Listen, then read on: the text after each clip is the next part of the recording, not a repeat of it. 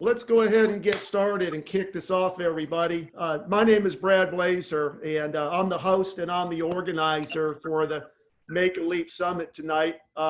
This idea really came to me out of what I call inspiration. And the reason that I decided to bring this group of entrepreneurs, great thought leaders, and people together was really because as I looked at current events and as I looked out at what was happening in the world, I just said to myself, as an entrepreneur and as a thought leader, I've got to use my platform to bring about change. I influence so many people.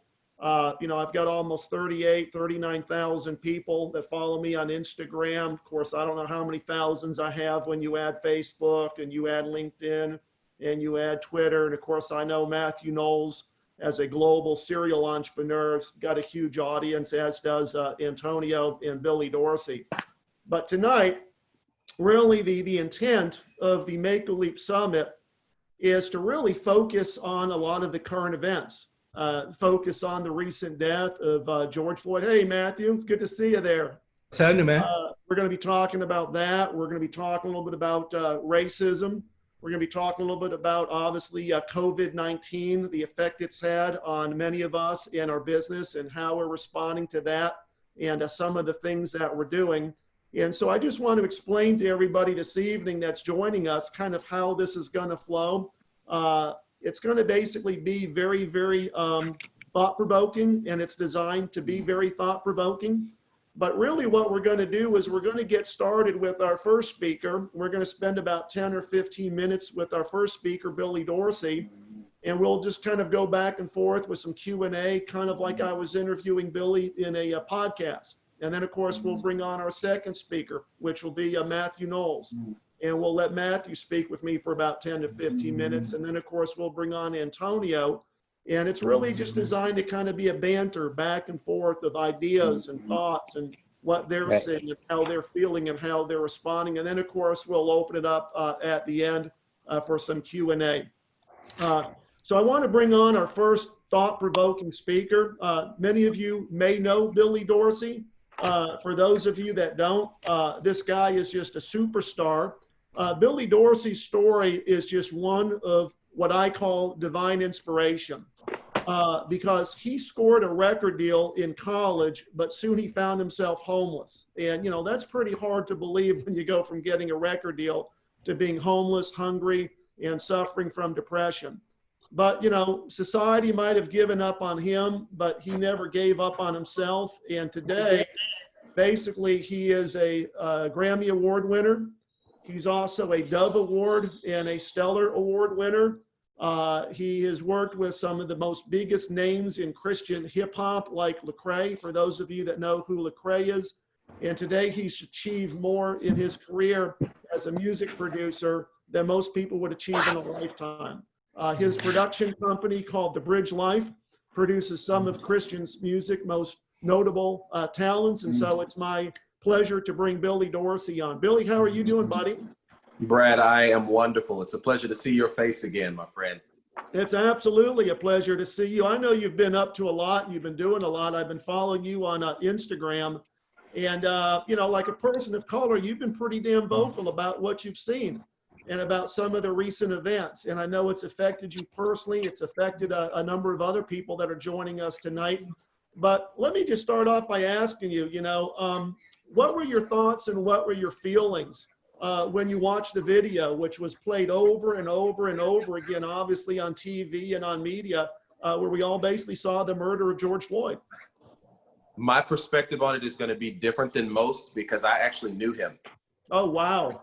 Did you really? Wow, so you had a relationship with them, actually. Yeah, we did outreach together. One of the things that I've done over the last decade, I did it for Lakewood Church for a number of years in ministry period, is inner city outreach. I shared a little bit of my story. I went from being homeless on the streets of Fifth Ward to God elevating my ministry and giving me a measure of success. And part of what happens when you come out of that environment is you have a heart to give back.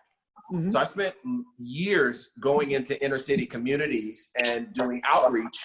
And one of those communities was Big George Floyd's community. So I got the opportunity to see him As a, you know, every community that you go into in the hood has an OG. If you're coming in as an outsider, you've got to have somebody from that community that can vouch and say they're okay. Yeah. Big George Floyd was that in his community, in CUNY Homes. That was his role. And so I had the opportunity to do outreach with him, to see his heart, to hear him talk about how he came out of making poor decisions, but didn't want to see the youth making those same decisions. So when I saw the video on social media and saw it repeated over and over again, not only was I infuriated, but some of what you saw me share as an outpouring as a result was because I knew him personally. Yeah. Wow. So, you know, obviously when you saw that and you saw what happened, what were your thoughts? I mean, obviously that progressed to protests, that progressed to marches, you know, really, I hate to say it, but I mean, his life was somewhat celebrated. But what were you thinking, obviously, when you saw the demonstrations that took place after it in large cities like Atlanta, like Houston, and other parts of the United States? Oh, not even just in the United States. There were demonstrations for George Floyd all over the world. Yeah, well, yeah. You know, I was sharing video clips from the UK and from some of the other countries where people would have never heard of him outside of him dying that way. My thought briefly is I was amazed at the show of solidarity that those protests represented. I was disheartened when I saw that those protests became violent. I had the opportunity to talk with his brothers and his family at the memorial service that they did for him here in Houston. And their heart was that it would not be violent. Protest, march, stand up for what's right, but don't make it violent because you tear down his name. And so I was disheartened when I saw that people took it too far. You know, there was a lot of debate, obviously, because in addition to protesting, you know, the whole world is in the midst of COVID-19. And when you bring large groups of people like that together to congregate, where you've got 30, 50, 60,000 people marching, carrying signs, of course, that just is a recipe for a disaster if people aren't taking precautions, wearing masks, you know, separating themselves like we were supposed to. Do you think that's contributed to the surge that we've seen in some of the big cities? I'm sure in some way it has. I've been keeping up with it in the places where they've had the largest ones. What was expected was to see a large bump in those places within a 2-week period. That didn't happen. Right. So I'm sure it did contribute to the numbers, but not in the substantial way that, you know, of what we're seeing right now. I don't think that that's why we are where we are now. Yeah, yeah. So let me ask you, you know, as a parent and as somebody who obviously has a young daughter who, you know, is 9, how do you think parents need to explain to children that are, you know, youngsters that really can't comprehend things like this, kind of what happened and what's going on, and maybe respond to a kid that is 5 or 6 years old when they ask, you know, why are all these people protesting? How do you explain that how would you explain that to a child? I've had to explain it to my daughters, and my youngest is 8.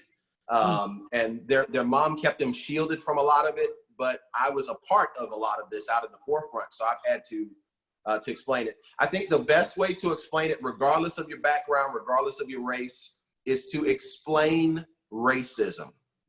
Make sure that they understand what racism is, because racism is not something we inherit. It's something that we're taught. We're not born racist. Yes. But through bias, through intentional teaching from our parents, we either become racist or we become anti-racist. Brad, my dad was in the military for 20 years. So I grew up on military bases all around the world where no matter the race of the people who were stationed on those bases, if you were in the military, you were our family.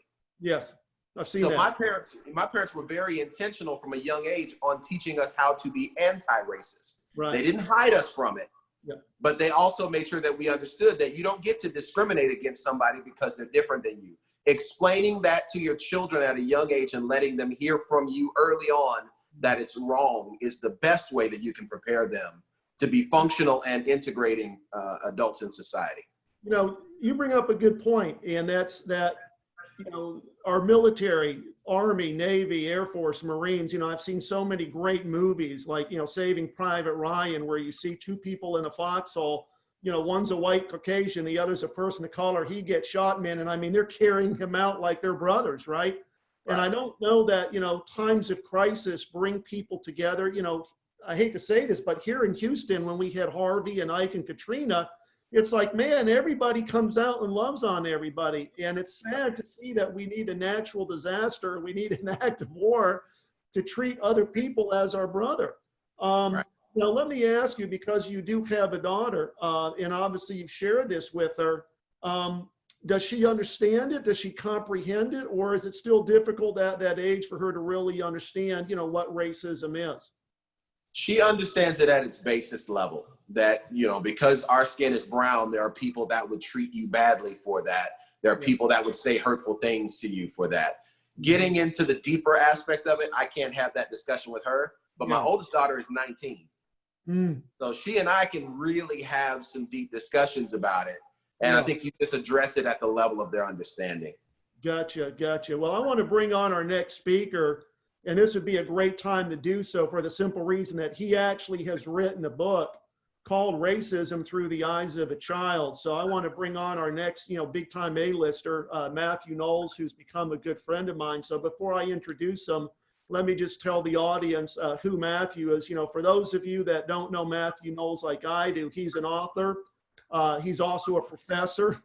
He's a lecturer, a public speaker, an entrepreneur, a music executive, an artist manager, and also a fighter and survivor. And, you know, these are just some words that have been used to literally summarize just a phenomenal life and a phenomenal career.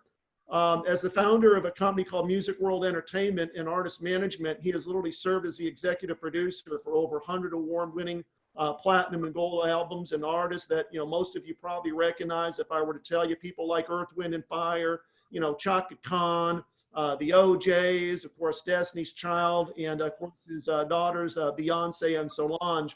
But Mathew, I know you're out in San Diego with your wife. You told me you actually drove out there, and I know that's a very long drive, but welcome. I'm so glad to see you tonight. Hey, thank you, Brad. Thank you, and thank you for the guests that are on tonight. I look forward to hearing what everyone has to say.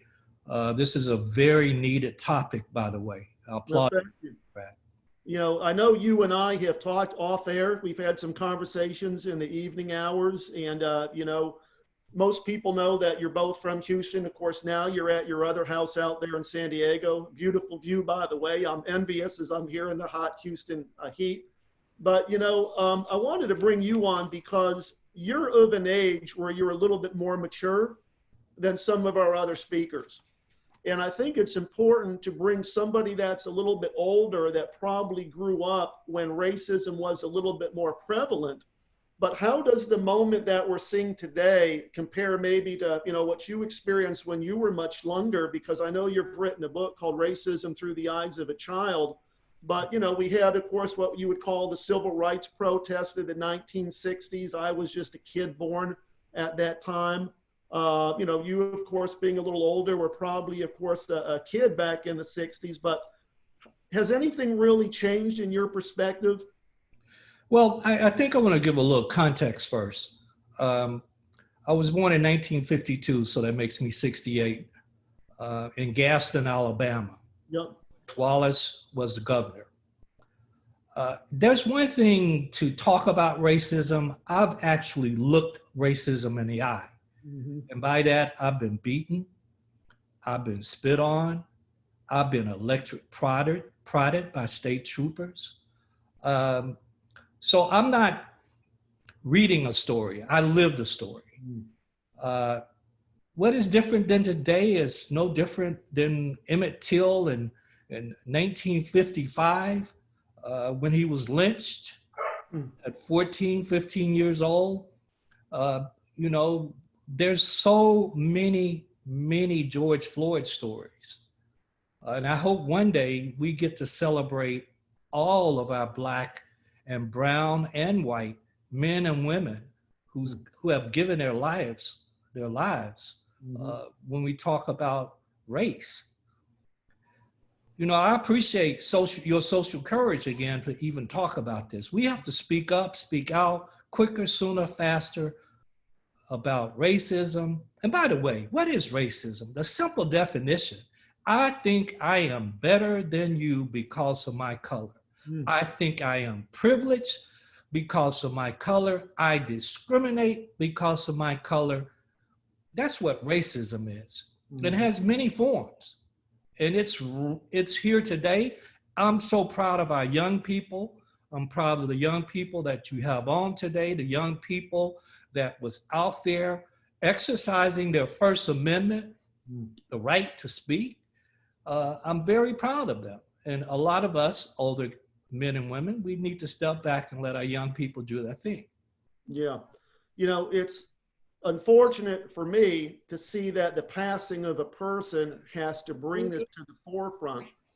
But what lessons do you hope our country can learn from this moment? What lessons do you hope our country can learn from, you know, the passing of George Floyd and from the protests we've seen? Well, I'm beginning to see the communication, the dialogue that's very needed. We have to be made to feel uncomfortable. A lot of people just feeling comfortable saying white people and black people. Well, I'm a black man and you're a white man.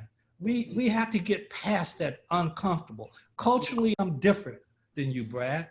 Culturally, I am. But I have that thing, and I have to have that willingness to learn and listen to different perspectives. It's not just a black thing. When we look at the coronavirus, is it any surprise that mainly the majority, when you look at black and brown people, the majority is who's dying with the coronavirus because of the structural racism that we have in America that starts with the criminal justice system, education, poverty, health and wellness. Well, we always, black and brown folks, the first, when you look at cancer and heart disease, the mortality rate, we're number one in most of those.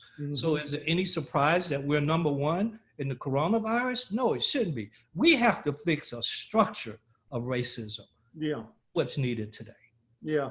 Now, you know, one thing that you and I had talked about was the evening where you and your wife actually got into your vehicle and basically drove, you know, through some of the poorest parts of the Houston community that are, of course, largely colored, to see how coronavirus was, you know, affecting, quote, as you said, people of color. And that certainly, as we had that conversation, was very eye-opening for me. But really, what I looked at was somebody that really wanted to know what was happening. You know, you're obviously a scholar, you're a professor, and I know that you're probably looking at this very analytically, perhaps different than others. But, you know, one of the things I think that we're all starting to understand is that coronavirus is affecting everybody. It doesn't matter whether you're young, doesn't matter whether you're old, doesn't matter, you know, whether you're a person of color, whether you're Caucasian. Obviously, we're probably seeing higher percentages, perhaps, of people that are passing and affected in certain cultures. But, you know, in terms of your business, being a speaker, being, of course, involved with, you know, people in the musical industry, even though I realize that that's somewhat behind you now, how has COVID-19 affected you personally in your business? Well, I believe COVID-19 has affected every business in some kind of way. And it's helped us to adapt, modify, and change our behavior. Change is good. I think in every aspect. I think what we are doing right now on this Zoom, I used to have to get on an airplane, check in a hotel, go through that to get there. Now I can just sit in my living room and talk. It's affected the music industry mainly, touring, but guess what? There will be 3 to 4 companies in 30 days announce a different way touring will be done and how that will look in the future. And using technology. So I always look, and you look over history, whenever there was a crisis, there was a time to unite and there was a time to change, to modify and adapt all of our behavior. So I see it as a positive, Brad. Yeah, you know, I've talked to a number of people that have made the statement that we as a world, we're moving much towards a digital economy, you know, Zoom, podcast, the way we're doing business today. Do you think that really all coronavirus did is just pushed us in that direction, maybe a lot faster than many people really wanted to go? Well, we have a perfect storm right now. Yes. The perfect storm is we have this coronavirus that's killing. I predict in the next 2 months to be 200,000 Americans be dead, unfortunately, that didn't have to, most of them. So you look at the coronavirus, you look at the unemployment rate, highest ever in our country. You look at an election that is the most important election of the history of this country. Mm-hmm. And you look at racism, that is a perfect storm right now in America. Yep. Personally, I know I have my opinion, but let me ask you, do you think the way we're doing business right now is going to continue and change the way business is done going forward forever? Let me tell you the creativity. So I'm here in San Diego, and like other cities, you can't serve any restaurants indoors. But what they did here in San Diego is they had one-way streets where a lot of the restaurants were. They closed the streets. They moved the chairs and tables in the street. And so they still have the same number of people coming to restaurants. They just saw it different than, Houston, who find it hard to think out of the box sometimes. This allows us to really change. And I think it's a beautiful thing. I'm all for change. I used to sit in the back of the bus. That changed. I used to colored water fountain. That changed. Life has always been evolving. It's always evolves. Yeah. Don't want to change will get left behind. Those businesses that don't want to have a digitalization in their business and some type of online component will be left behind. Those people that are sitting back and not talking to their customers every day that they've been sitting at home doing nothing, they missed an opportunity. So I've always been that guy that always see an opportunity. Yes. Now, I know you've written a book on racism, racism through the eyes of a child. Can you share some of the thoughts and some of the insight from the book with the folks that are joining us tonight? Well, I tell a story. I'll tell it in a minute or less. Me and my mother and brother used to go to Marion, Alabama. By the way, my mother went to high school with Coretta King and some other notables in Marion. And my mother and grandmother were like oil and water, Brad. They didn't get along. This night, about 10 o'clock, my mother got in an argument. We got on the dirt road, me and my brother and mother, that took us to the highway, no lights but the moon and the stars. And as we were walking up the road to a neighbor, we hear in the distance, I'm 6 years old, horns blowing. And then suddenly we began to see lights in the distance, and the lights got closer and the horns got louder. My mother quickly said, "Hey, we have to get in the bushes now." And so me and my brother and mother, and then as the car got closer and we could hear these horns and see the lights, my mother got on top of me, Brad, and started praying and told my brother, Jesse, "Hey, if something happens, go up under that barbed wire fence and you just run as fast as you can." Finally, the cars passed. And then when we got out of the bushes, we saw, and I'm a little kid, I see these flags. I don't know the difference, Confederate flag, United States flag. I'm not thinking that at all. And so I pick up the flags, my mother slapped me. That was a KKK rally. And that's why I started the book of Racism from the Eyes of a Child, because that's my earliest memory of racism. At 6 years old in Marion, Alabama, where me, my brother, and my mother could have died. And the fact that my mother was willing to give her life for her kids, and many mothers and dads and brothers and sisters have given their life. So we can't celebrate just one person. Right. There's so many Black and brown people that's given their life. Yeah. you touched on something that really affected me, and I think it was actually Billy Dorsey. So Billy, I'm going to thank you because I think I saw this video on a post you put on Instagram, and if it wasn't you, I apologize. And that was, there was a young black boy playing basketball in his driveway. Right. And there was a car there, and what he saw out of the corner of his eye was, I believe, a police car coming down the street. And what this young man did that was of color is he hid. Where now you have obviously people of color that are afraid of the police. And, you know, I was always raised to believe that, you know, the police are there to serve. Right. And I see this just, and it really, really affected me in a very, very alarming way. I mean, Billy, do you want to interject on that? Because you were the one that actually posted that.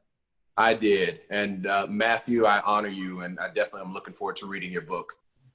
When I posted that, it was a kid that was playing basketball in his own driveway, and the police passed behind him. He saw them out of the corner of his eye and hid behind one of the vehicles in his own driveway until the cops passed by. Once he saw that they were gone, he went back to playing basketball. Yeah. And the whole thing that illustrates to me is, one, that's a kid that might have been 7 or 8 years old, that is in his own yard, that is terrified of the police to the point where he's got to hide behind a car in his own driveway. And the other thing that's sad about that is the way he went back to playing basketball, it was normal for him. Yeah. Yeah. But, you know, that's so sad to see that that has to happen. And if that's the attitude that children have that are of color, of our policemen who are there to serve and protect, you know, we really, really have to bring about some dramatic change. It's not just racism. It's also understanding that, you know, quote, not all policemen are bad. Right. But I've seen videos even after Floyd, which really just tears at me, of policemen putting their knees on the necks of people. I mean, it's like, guys, have you not watched the video? Have you not learned the repercussions of your actions? And it's just really, really terrible. I want to bring on our next phenomenal thought leader and introduce Antonio Smith to the audience, and we'll allow Antonio to share his thoughts and his comments as well. And then, of course, we'll all collaborate together. But Antonio Smith is a best-selling author, popular podcast host with a show that reaches roughly 70 countries in 60 different languages around the world. And he has been coaching people now on personal transformation, on self-development for the last 9 years. He's reached literally hundreds of thousands of listeners around the globe. And what really inspires me most about Antonio's story is he literally overcame abandonment and homelessness and brokenness, and literally had to learn at age 6 how to use his mind out of sleeping in a dumpster. He'll actually share with you his story, but he spent a number of years in his youth actually sleeping in dumpsters. And he would literally spend his entire childhood homeless. Antonio was adopted at 14, aged out of CPS custody at 18. And since that time has gone on literally to reinvent his life. He's worked with such great people as Les Brown. I know he's been affiliated, of course, with Joel Osteen here at the Lakewood Baptist Church, and today runs the ATS companies that really is helping people around the world. Literally, you know, I think his companies do a couple $100 million a year. So I'd love to introduce our next tremendous thought leader, Antonio Smith Jr.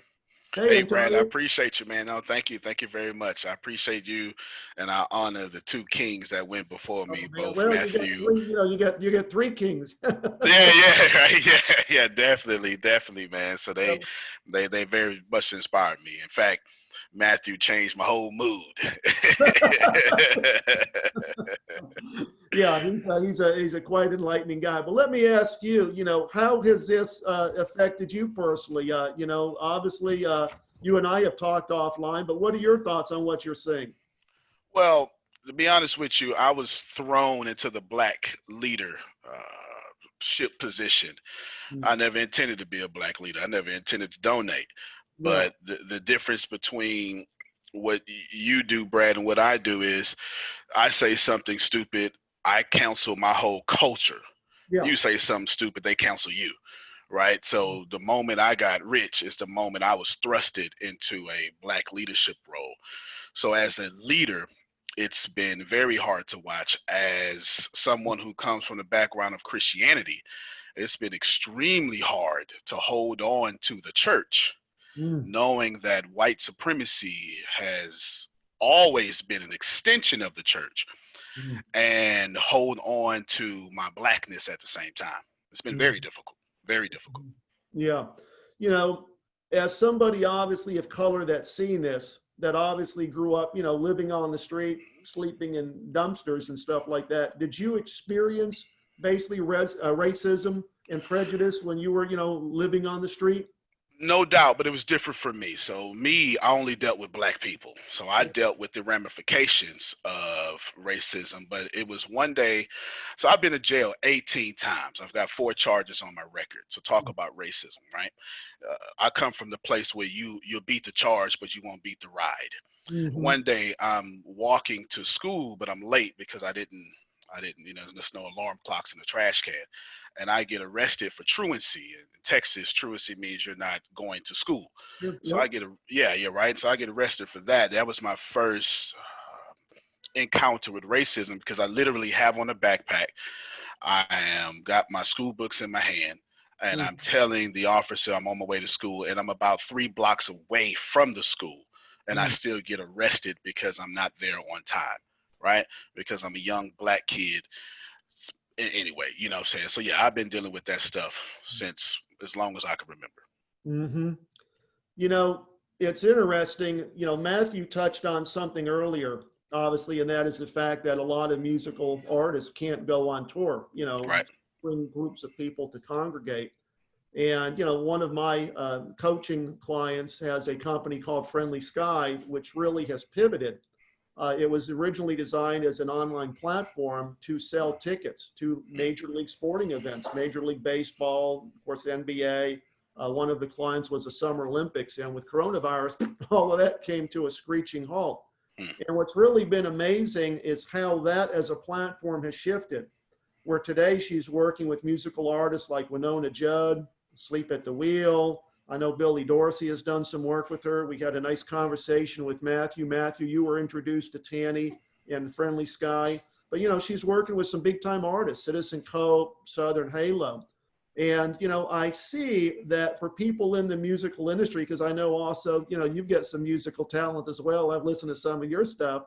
I think that opens the door really to a whole new platform, and for a way that people that are in the musical industry can actually still have a concert. The only difference is that you're marketing that concert in a virtual environment where your Right. fan base are buying tickets, they're sitting at home in their living room, and of course they're streaming you, you know, now on a big TV. But what was really interesting, I thought, about the Friendly Sky platform is that these artists also have the ability to engage. They can sell autographed posters. You know, I know Winona, I believe, auctioned off or gave off a signed guitar, you know, T-shirts, all of that kind of stuff. But it's really changing the way people are doing business. How has coronavirus affected your business, and how have you pivoted? Because I know you run a number of companies. Yeah, to be honest with you, we've made more money than we've ever made ever. So coronavirus has been a blessing for me and my business. I mean, it's because that, you know, when you grow up homeless, you learn how to shield yourself economically. Like I've been having my own economy since I was 14. Right. So therefore, you know, we're shielded by a bunch of reoccurring revenue and monthly subscriptions. So it's been a blessing.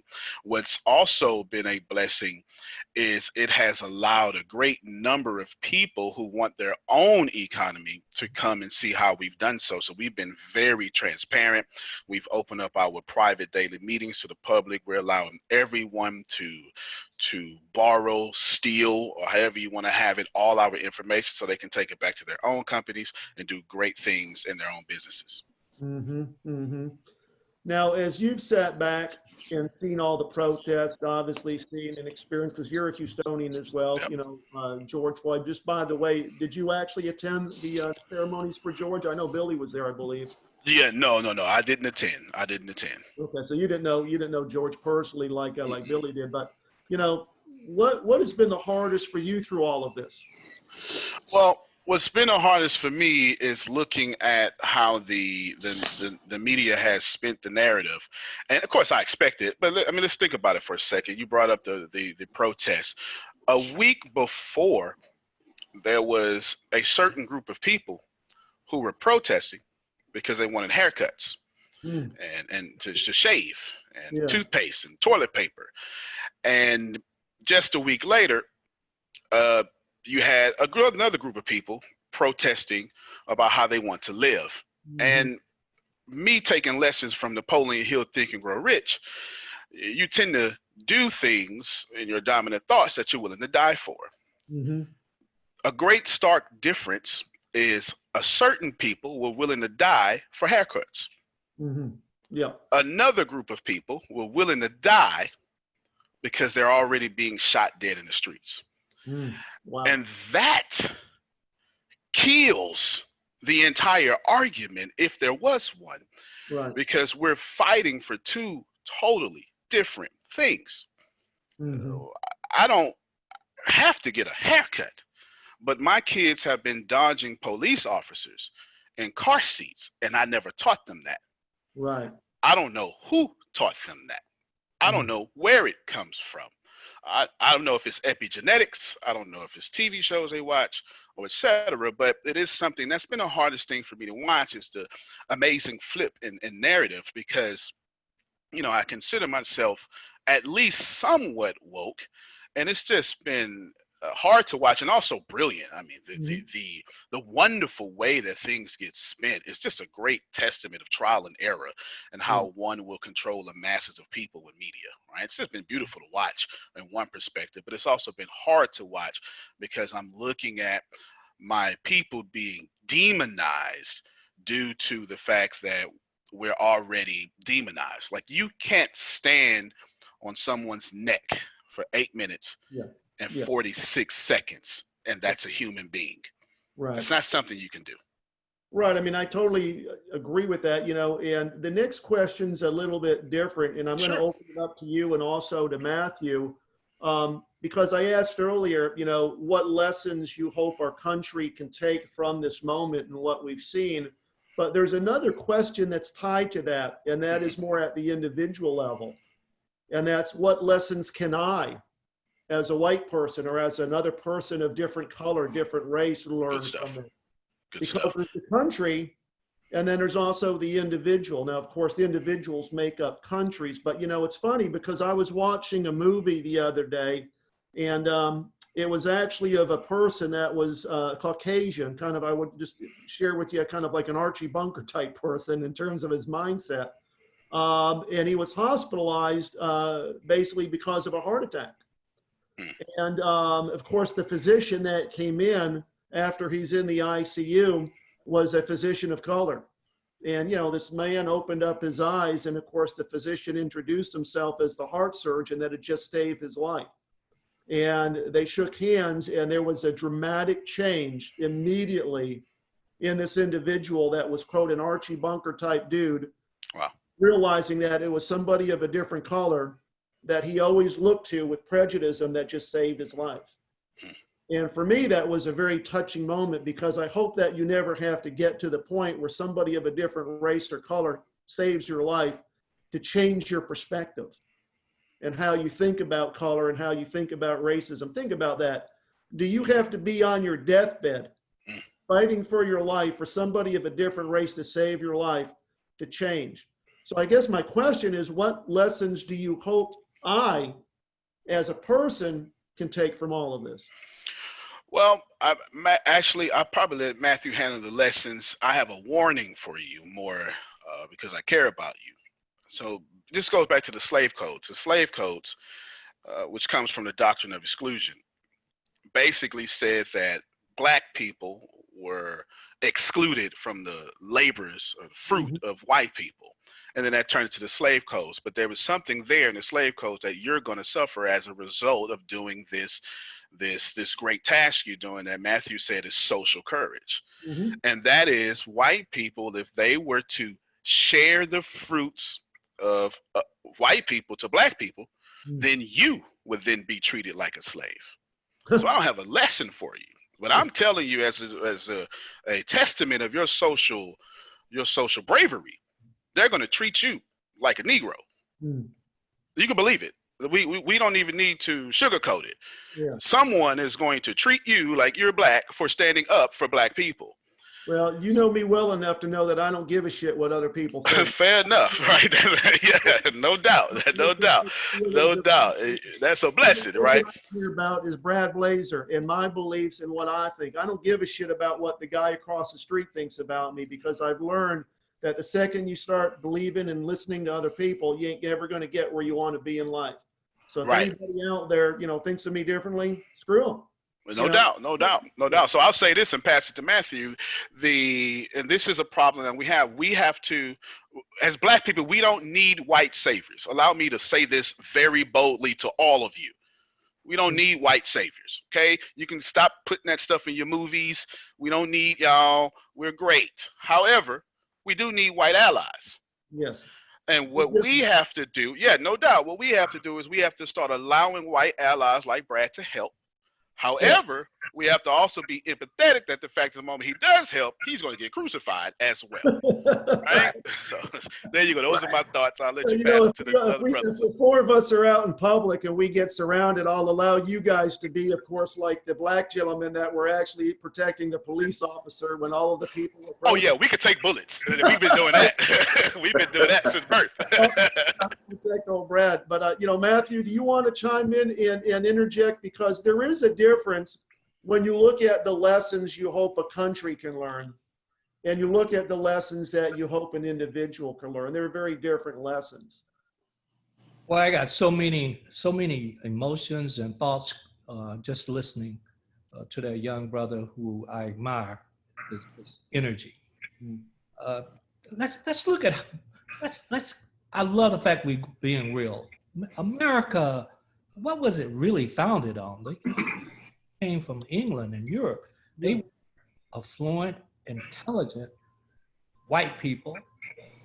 They were poor and considered thugs. They came to America. They pushed the native Indians out of their land, took their land.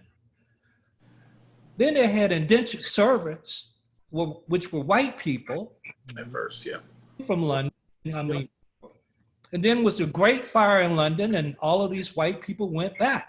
It was king like oil. So then they decided, let's get some free labor. And they went to Africa. They stole us, made us slaves, and brought us here. Took every bit of our culture, but they didn't take our spirit. Raped our women, which brought up even internal racism with black people called colorism.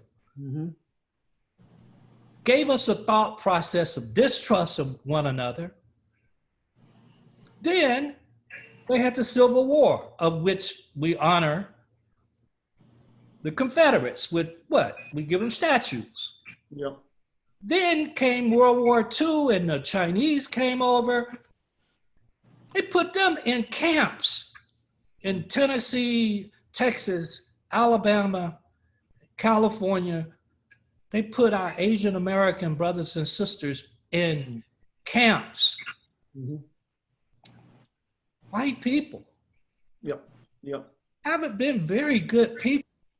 No, I mean, I agree, and the funny thing is we all know, because we're thought leaders, the effect media can have on a lot of things, politics, events like this. Now we're seeing, of course, not only statues, Confederate flags with NASCAR, but also now, sports teams like the Washington Redskins being pushed in a direction really where they need to change their name.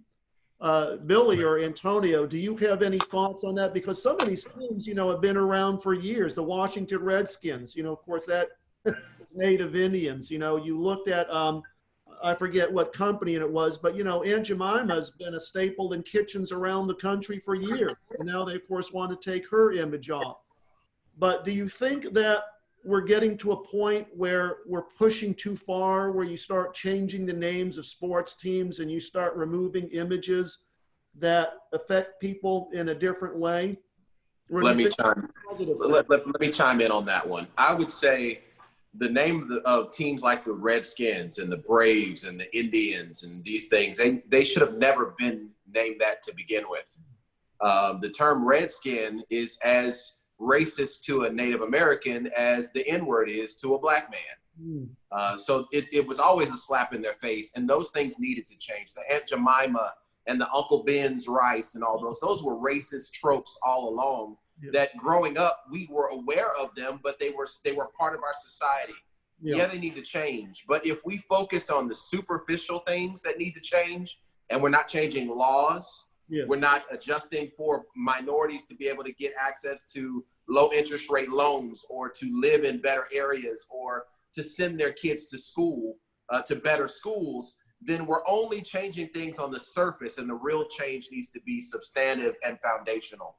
One thing that I saw on social media yesterday that I want to reference to that point, there was a young black mother that she lied on an application for her kid to go to a better school by putting an address that was not her own, and she got 5 years in prison.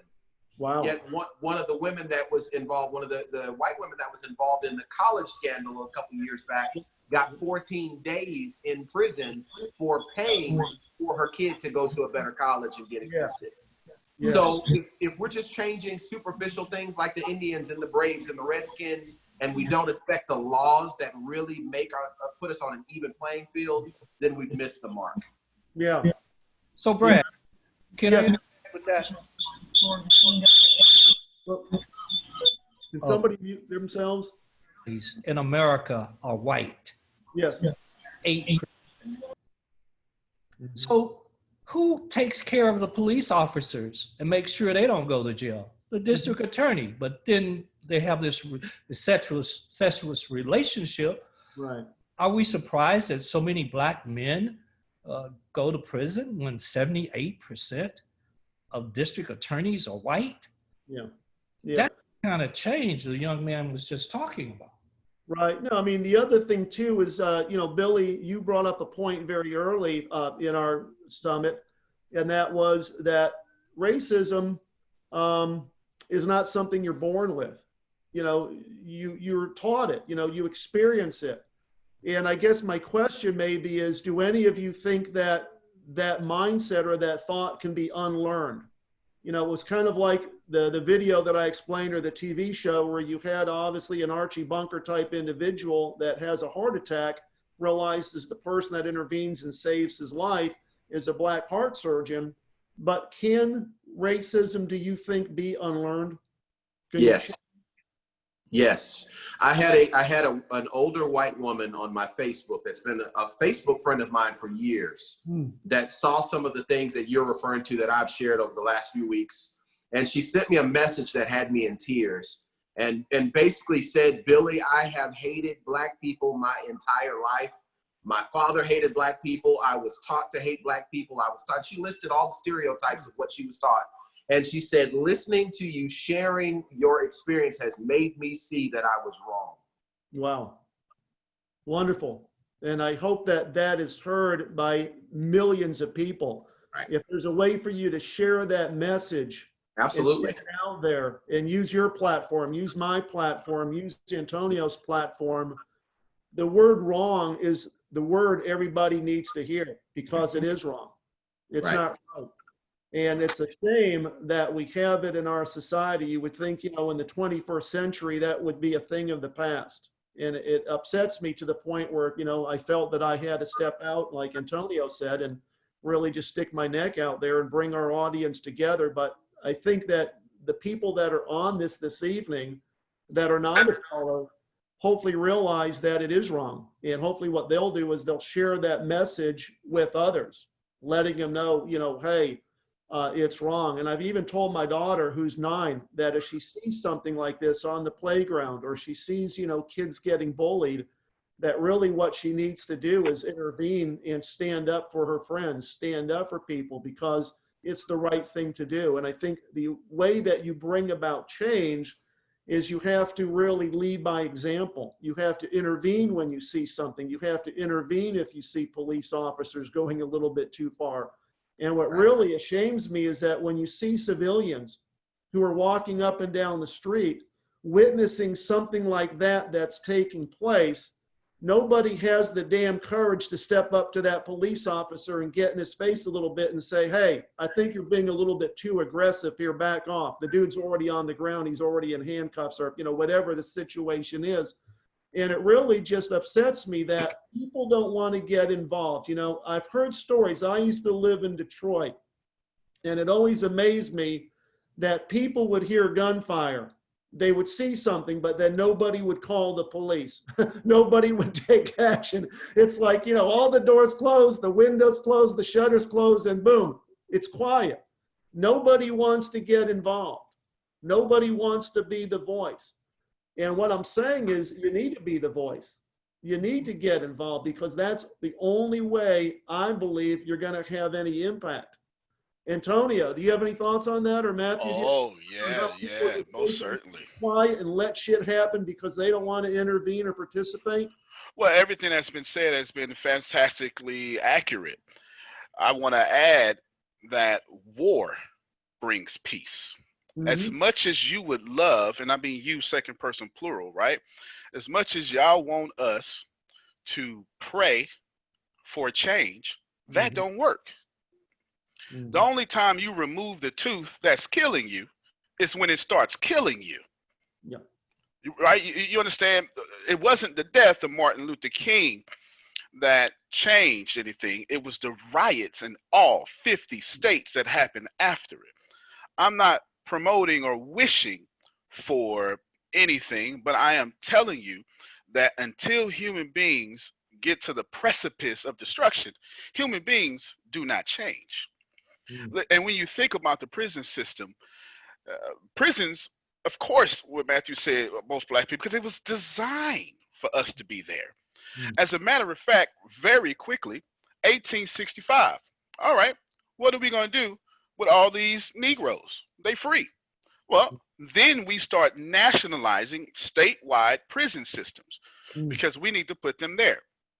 Currently, and this was brought to a head through trial and error in 1992, when Joe Biden, who's running for president right now, helped Bill Clinton sign the Omnibus Crime Act.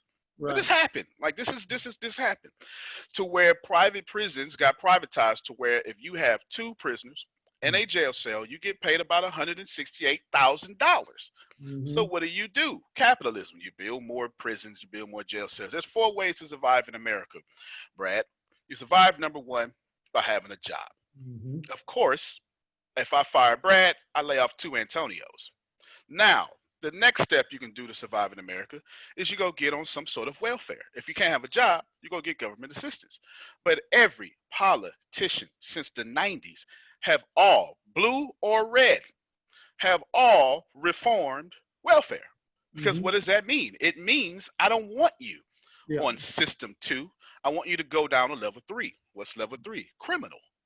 So if you can't survive in the workplace, if you can't survive in healthcare, please, by all means, Antonio, go be a criminal, because the secret place I want you is back at number 4, unearned income, which is the prison system, which is where the 13th Amendment brings back slavery legally, not forget legally, constitutionally is where slavery still exists. So in order for Antonio to live and breathe, to make white people comfortable, is for me to be in prison. And that is not my opinion. That is the country that gave the black man the right to vote before the white woman. 3/5 person. Right. And so this is what we're dealing with. We're dealing with the sickness of America. Well, let me ask you a question, because we saw something obviously in recent history, which was very notable. And that was, of course, the election of Barack Obama. The office of the presidency, basically the highest office in the free world. I'm so glad you brought this black up. Man. Now, when you look at basically other political branches, our Senate, our Congress, our House of Representatives, even, of course, at the state level, the majority of that, of course, is not color. And so my question to any one of you is, do you think a possible solution to bringing about positive change is to encourage young people of color to get into politics so that over the course of time, we have more congressmen, we have more senators that are obviously addressing this problem. You know, I was telling my private network this morning, and I'll be super brief, try to take 30 seconds. Politicians don't change nothing. It's not their job to fix stuff. Actually, it's very brilliant that politicians have brainwashed us to vote for them so they can fix things. But when Brad wants a real estate property, Brad hires a technician who is called a real estate agent. When Billy wants sound to happen in his studio, he hires a sound technician. Anything that fixes anything in the world are technicians, not politicians. No one has ever said, please, politician, remove my bicuspid, it's hurting me. Right? Politicians don't fix anything. So should we get more young people to be politicians? No. What we should do is make sure that all systems, because racism is everywhere, that the government looks like the people. So forget politicians. Where are the school teachers? Where are the engineers? Right? Where are the scientists that are making laws? So that would be my brief comment on that. Well, Billy, I think that you were going to interject. It looked like you wanted to say something. Yeah, I would say I definitely get Antonio's point, but I think there's room for both. One of the things that the Bridge Life launched at the beginning of this whole civil rights moment that we're in now is a scholarship program for young lawyers, for people that want to become lawyers or politicians that come from the inner city. I think that his perspective is definitely one of integrity. I agree with it, but I think that's only part of it, because even if the scientists and the lawyers and everybody else looks like us, but the people who actually are in the rooms where the power is, where the decisions are being made, do not, we still find ourselves in the same position. Look at our presidential election this year. No. We have Donald Trump, who, whatever you think of him, has been very vocal, especially with his interview this past week, that he doesn't even believe that systemic racism exists on one hand. And then you've got Joe Biden, who, as Antonio mentioned, was the co-author of one of the most destructive criminal justice bills in modern history. And these are our two choices. So if we don't get people in those positions, in the halls of power, that can make, that will vote what we believe, that will vote like the people, then we're going to forever be on the outside. If you want to change something, you need a seat at the table. Yeah, so I agree with that. I agree. No, right. and I agree with your correction too. You're right in what you're saying, but I think we need both. You know, made the comment that, you know, politicians are inherently corrupt, and because the system is corrupt. Matthew, what's your thoughts on that? Well, first, I just want to applaud again, Billy and Antonio, just to see young Black men, you know, again, have the social courage when we need more young Black men like you. You know, this political system, I think we have to be involved with it. I mean, most decision-making is done by judges. Laws are changed by judges. I used to be guilty when I would vote, and I vote every time because I got my butt beat and spit on so I could, and saw men die and beaten so that you and I can vote. I take that very personal. But I have to say, what we have to change is start, for me, the Electoral College. Again, how did that start? Slavery. When the Confederates lost, they said, hey, look, man, the only way we're going to be, you know, fair with you Union guys is we got to have the same kind of vote for president. All of this goes back to slavery. You see how it keeps going back to this period of time where this structure of racism was created? That's good. And so we have to understand those types of changes. And for me, it's important that we understand judgeships. I used to pass up on the ballot. I used to hit Democrat and be lazy and want to leave out. Well, not anymore. I read every last one of them. And we miss out on a lot of that. But it's important that our young people, Black Lives Matter has to be more than just demonstrating and protesting. Black Lives Matter mean that we have to participate in the political system. Black Lives Matter mean Black folks have to keep our dollars in our Black community more. Black Lives Matter mean that we have to throw out that conditioning that we have been given of hate and jealousy and envy of another Black person. Right. I always say, you know, it's not all, you know, I have a number, and there is a number of good white people in America. So I can't blame this all on them. Of course. I have to look in the mirror and say, what can we as Black people do different as well? The only people that integrated during integration was us. We moved out of our community. Yep. Up, sir. And then other races moved in our community.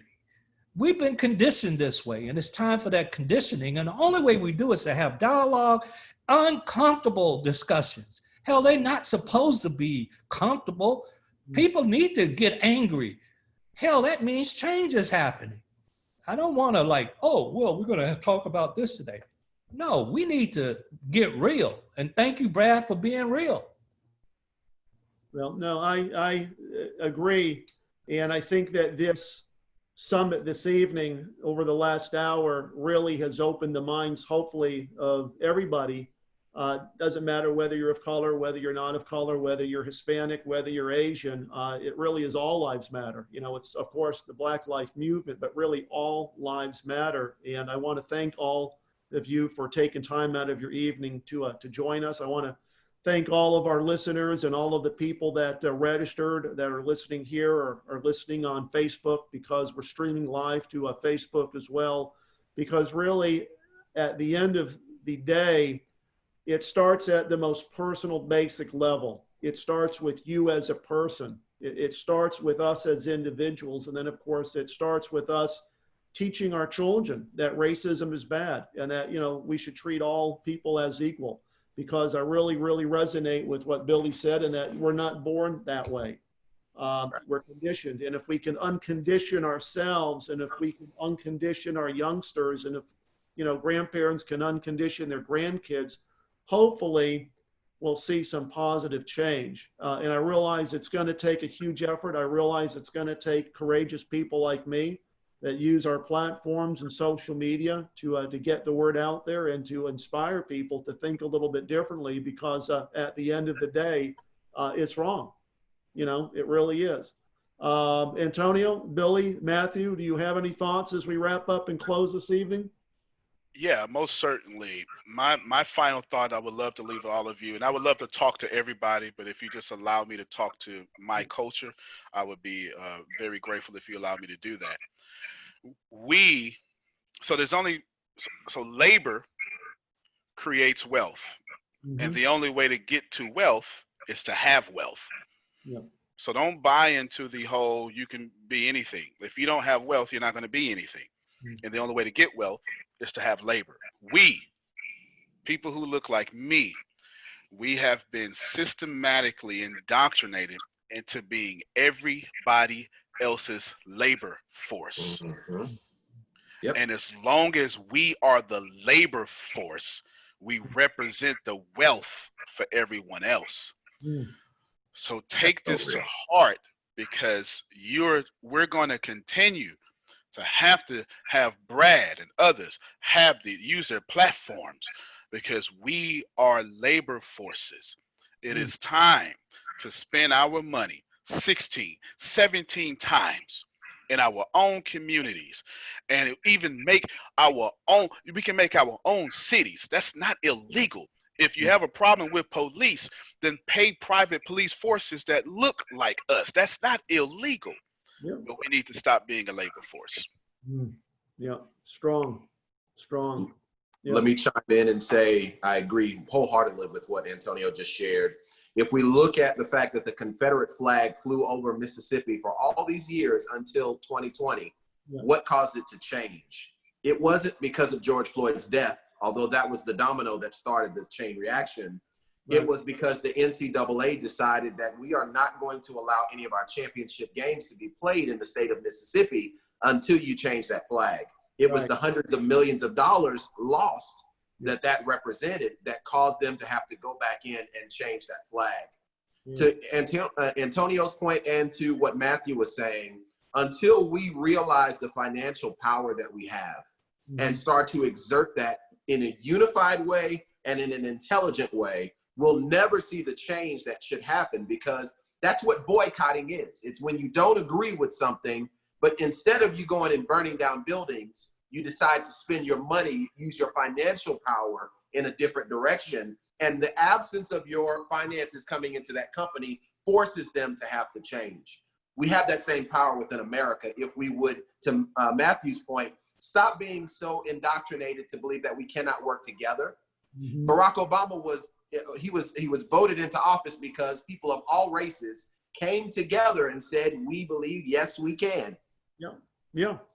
Change is going to happen in America when we come together again and say, we believe that these laws, that these things that have been made systemically into the foundation of our nation need to change, and only together can we do that. So if we would decide now that we're not going to allow those things and cause all of our efforts, not just our protesting, but where we spend our dollars, the companies that we patronize, the brands that we wear, and the things that we spend our money on, what we think is fashionable, what we watch on television, the movies we go to see, all of those things, when we decide that if they don't align with our belief system, we're not going to support them, when we make that decision, things will change. Yeah, absolutely. And I couldn't agree more. When you boycott certain things and you boycott certain companies, when you hit them in the pocketbook, that's sometimes when you bring about the biggest change.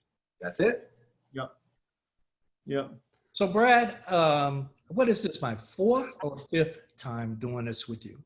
I think it's the fourth summit that you've been on. It's obviously a little different than Conquer the Crisis, which was really more motivation and talking about entrepreneurship and business. This one, of course, has a little different depth. I think it's the fourth or fifth that you've been on with me now. Yeah, they were all good. They were all really good. This is great. I hope you do this again.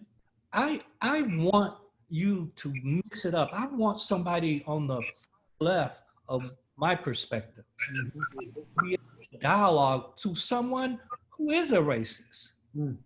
But I don't want to turn an event into a cat and dog fight, but that certainly would probably increase the entertainment value a little bit. But I understand what you're saying. Yeah. I think we are skilled enough to understand another's perspective. Sure. Yeah. And that's what we do, all of us.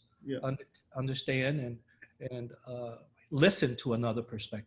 I just think this is good, is my point, Brad. Yeah, no.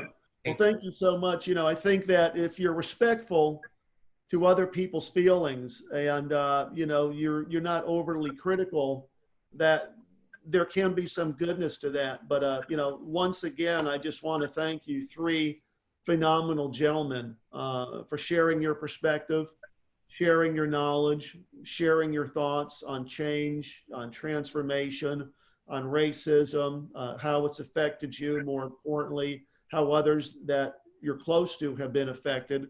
I think also, Billy, your comment on how you share this with a child and how you communicate to a youngster. And obviously the communication and what you share is probably different, whether they're a person of color or whether they're not.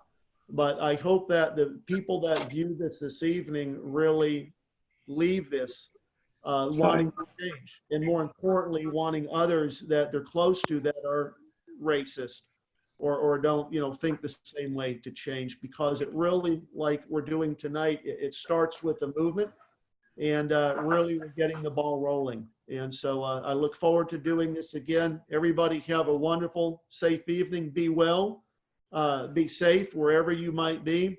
And I just want to, again, thank you, gentlemen, for sharing your knowledge, sharing your time with us this evening.